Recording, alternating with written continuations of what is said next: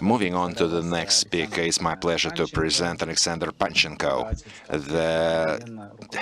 the lecturer from Skoltech and also the head of joint Skoltech and MTS lab. This will be a review lecture on the advanced research methods related to text entities. Alexander, you have the floor. Thank you very much for your introduction.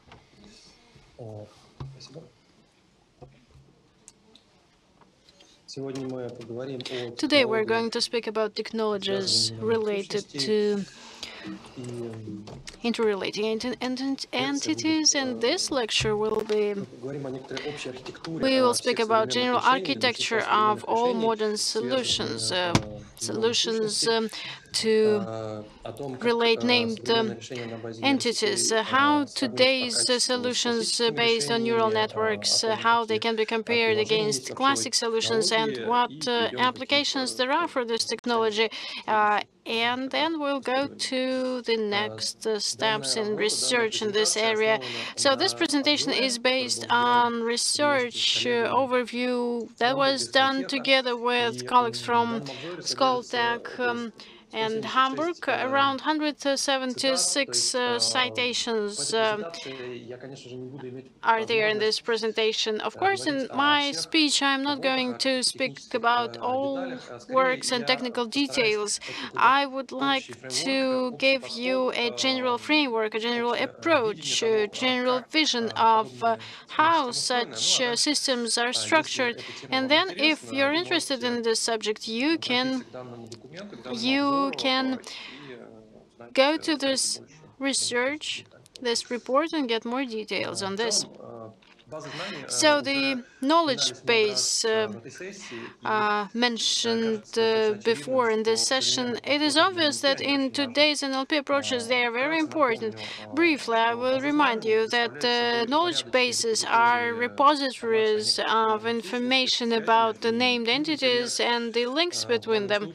So in this case, we have an entity and the links between them. So this character is, about him we know the date of birth and where he studied and some facts from his background, his life, that can characterize this entity.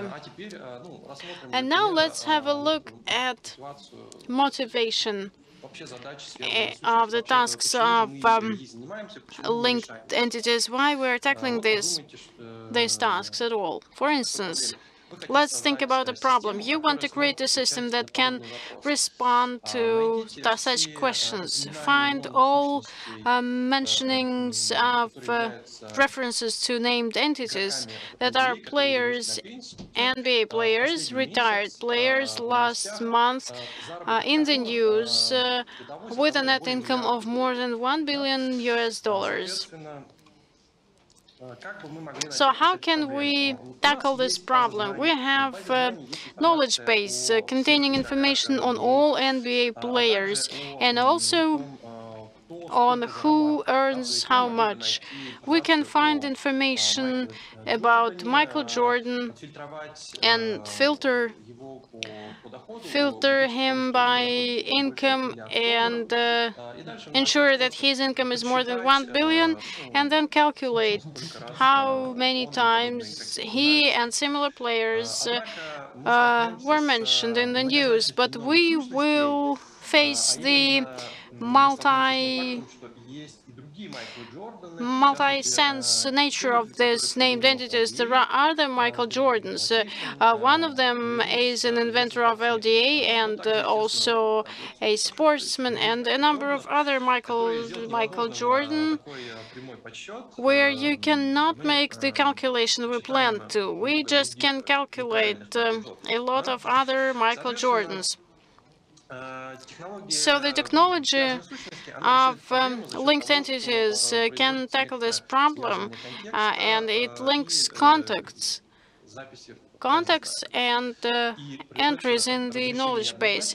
And this ambiguity can be resolved. This basketball player will be separated from the mathematician, depending on how they are mentioned. So this technology can be used to structure very semantic applications. Today we see examples for dialogue systems and also question and answer systems, that are in charge of through information from base of knowledge. For instance, the age of Trump is shown in Wikipedia, but we need to know that Trump is a certain entity, and Trump can be the name of the building and so on, or a name of another person. And what is the main what is this task all about, formally speaking? Linked entities are structured in the following way. Input is a text without markup, and output is a text where named entities are related with hyperlinks or an identifier of them in the knowledge base. Usually, there is a task to recognize such entities, and then we link the candidates to the repository and entries in the knowledge base. Of course, we need a reference knowledge base that is fixed for the particular task. And of course, naturally enough, we can split it into two tasks, entity recognition and entity disambiguation. And the general structure of the systems that are based on neural networks looks as follows. So we have a text content, and as a result, we have a specific mentioning of a named entity. For instance, this football player. So there are several stages: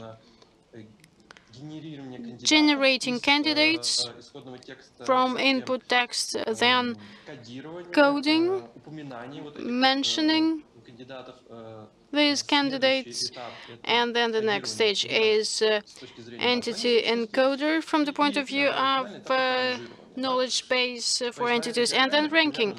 In this diagram, we see all the steps mentioned. First, we define sublines of the input text we're going to work with, and then we code them in the context where they are mentioned.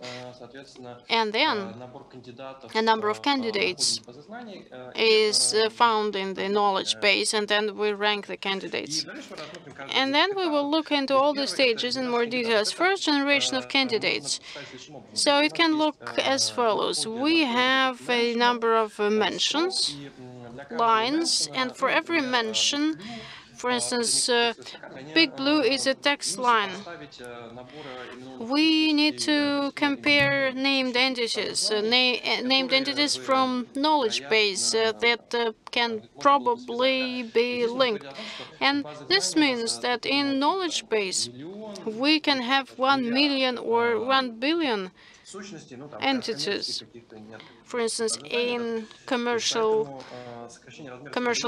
opened databases. So then, three main approaches: matching by sublines, and then using aliases and synonyms from the same knowledge base. And the third approach is using dictionaries of conditional probability of a line.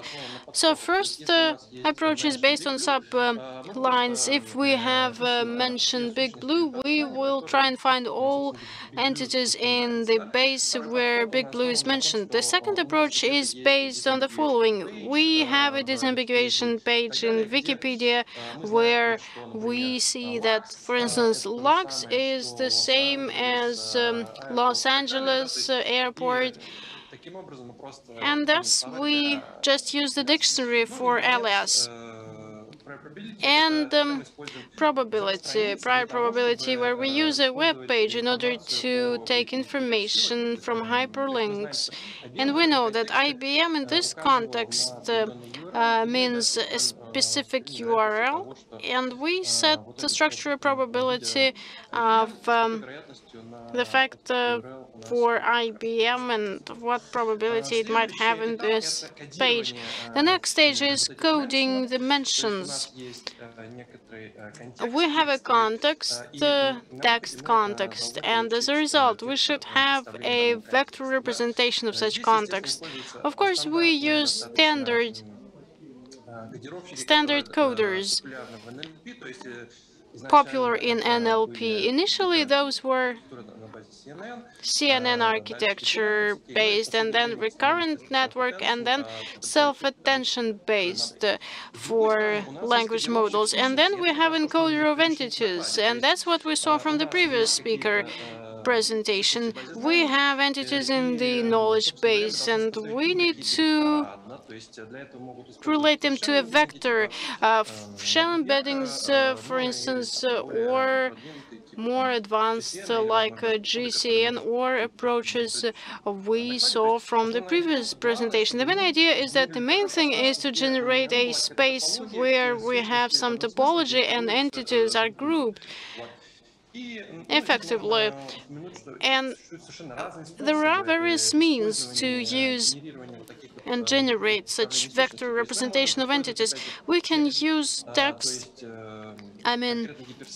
hyperlinks and contexts where they are mentioned, but we can also use graphs, knowledge base, and have a vector representation for it. Yes, there are various options to combine the two. And having, from one hand, vector representation of a mention and a number of vector representation of candidates, we need to match the two. Usually they stay in different spaces. That's why we apply projections of one into the other, and the task is to rank them and accumulate the function of similarity of a specific mention with a specific candidate, and the candidate that looks similar to the context, that matches the context the best, should be an answer. And we can use various matrices shown here, and supervised models where we have an objective where we train the ranking, so learned ranking and things like that. Another important element in entity linking is NIL prediction. Despite the fact that we have 1 million entities, new entities can emerge that are outside of the knowledge base. In fact, this is the reject option task. We see an entity we cannot classify. That's why we introduce an additional module that is in charge of this particular task. That's about the main architecture.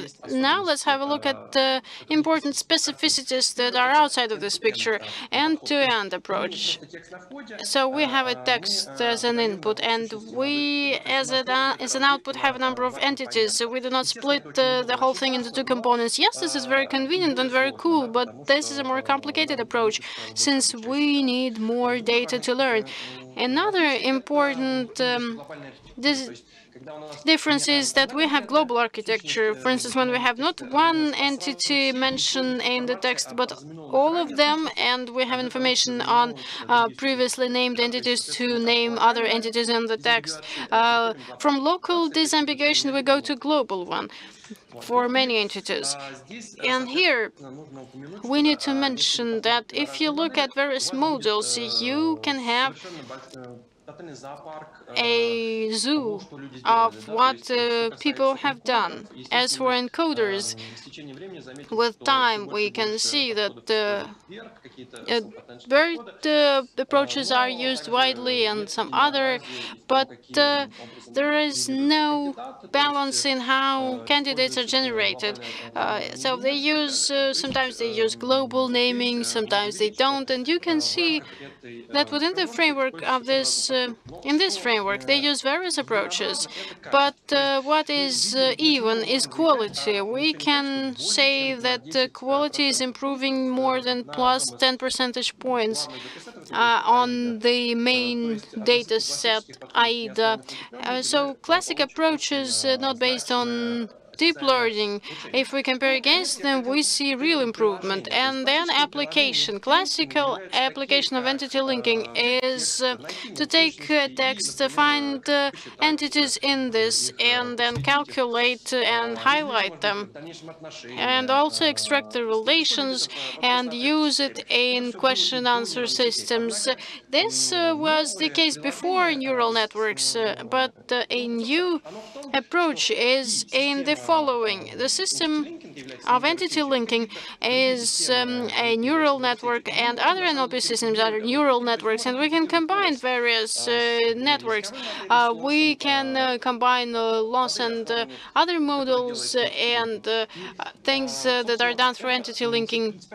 And this is a principle in new application of entity linking system, where we can make this addition, and this research was done in Norbert and Ernie, and we can add the language models into it, and you see that this improves quality quite dramatically.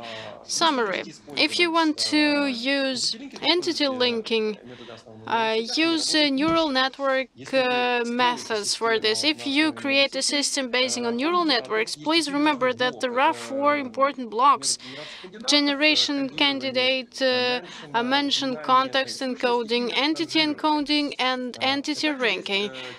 And there are also 4 important modifications. First 2, we have already mentioned them: global end-to-end approaches, and also very actively developing approaches based on zero shot. And that's when we have an opportunity to somehow process an entity that is outside of the knowledge base. And this is usually the case, actually. There are no knowledge bases that contains everything, and also cross-lingual techniques that allow us to use information from one domain in order to create an entity related to another domain or another language. Thank you very much for your attention. Questions, please. Thank you very much for a great presentation, Alexander.